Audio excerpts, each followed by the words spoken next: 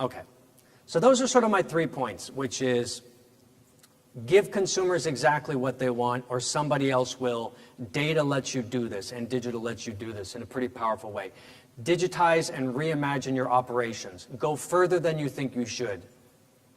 And third one is get ready for super platforms and the idea that the industry barriers we are used to and your competitor picture is going to change, probably. Okay, now let me apply that to new retail because that's kind of the biggest thing happening in China. So this was the big story in 2017 is Jack Ma comes up, actually he came up with it in like 2015, but he comes up with this term new retail, which I think is like the least interesting term for something ever, new and retail. But he basically argues that the physical world, the physical assets and the online assets are going to merge. You're going to get one integrated, data-driven consumer experience. And it's going to play out in a lot of ways we don't know. But step number one is digitize and put them together, and then we'll figure out all the things you can do. So the supermarkets that we talk about in China, the Hema supermarkets, I'll show you some pictures of those. The mom and pop stores, these small retailers are all getting what they call digital upgrades, where their inventory and their supply chain are all being sort of digitized, and you're telling them, by the way, you have this small shop on this side street. Here's what all the people within 3 blocks of you buy every week. You should stock this. And by the way, if you don't stock it, just put a QR code up on your store and people can scan it and buy it, and that'll get delivered. And there's a whole lot going on. Pop-up stores for Singles Day, which was last week, 200,000 pop-up stores took part in that, up from almost nothing the year before. The Hema supermarkets, they'll have 100 of those by the end of this year. And then they'll franchise it out to all the other supermarkets. Department stores are under development. Shopping malls are under development.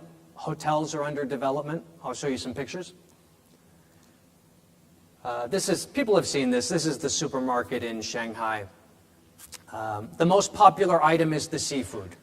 When they launched these a year ago, they would say that 50% of our orders come from online, 50% come in store. You can only buy with your phone.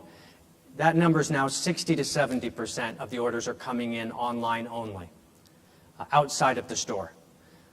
The revenue of these stores look like they're 30 to 40% above regular supermarkets.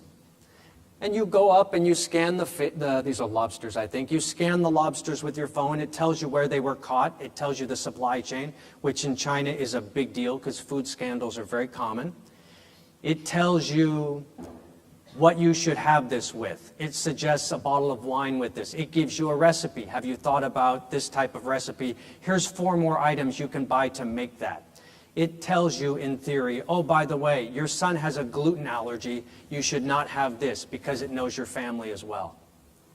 And it's starting to know your health information.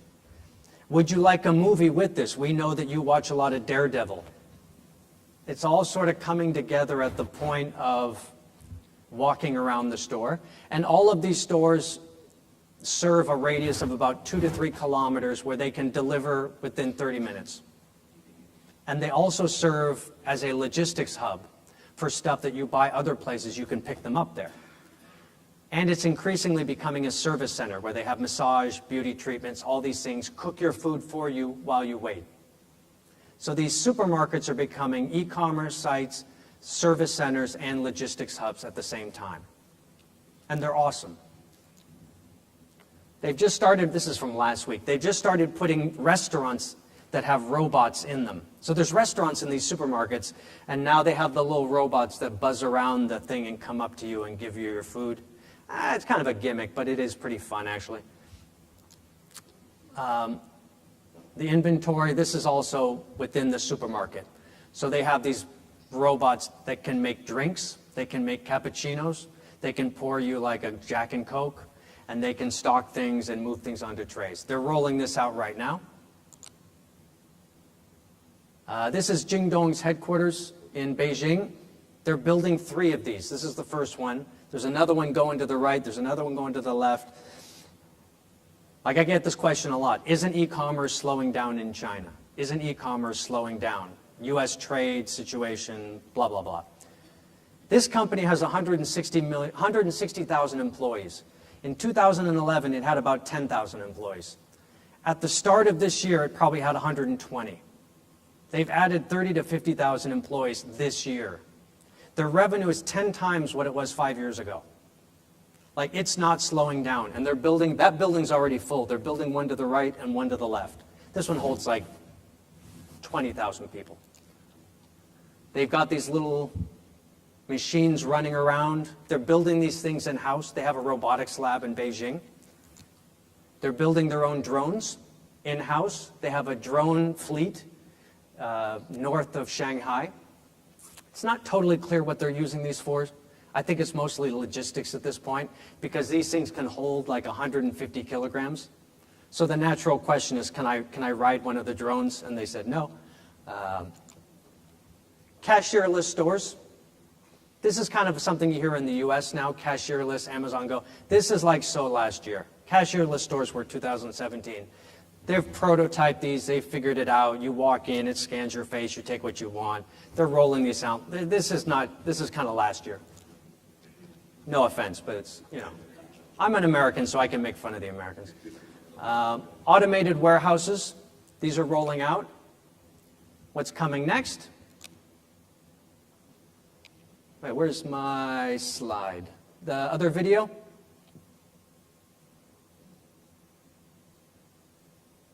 We have one video that was kind of too big for the...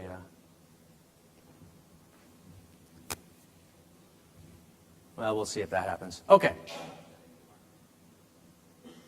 There it is. Okay, so this is a logistics. This is from JD Logistics, their logistics unit. This is their latest vision.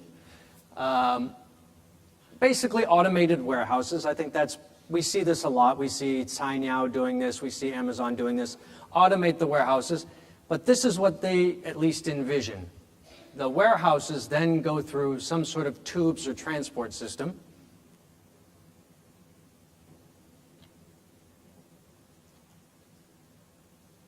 Oh, you know the story, like JD's symbol is a dog, but Alibaba's symbol is a cat. So it's like the cats versus the dogs.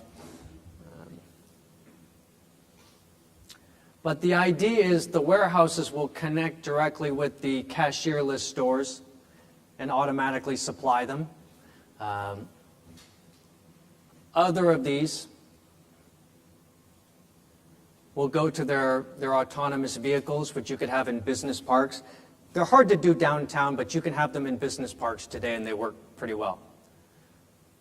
So these things can sort of go around.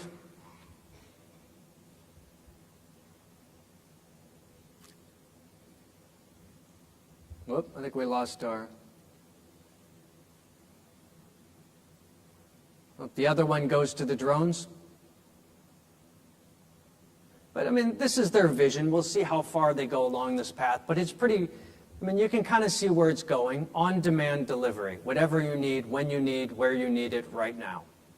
Sort of back to point one. Okay.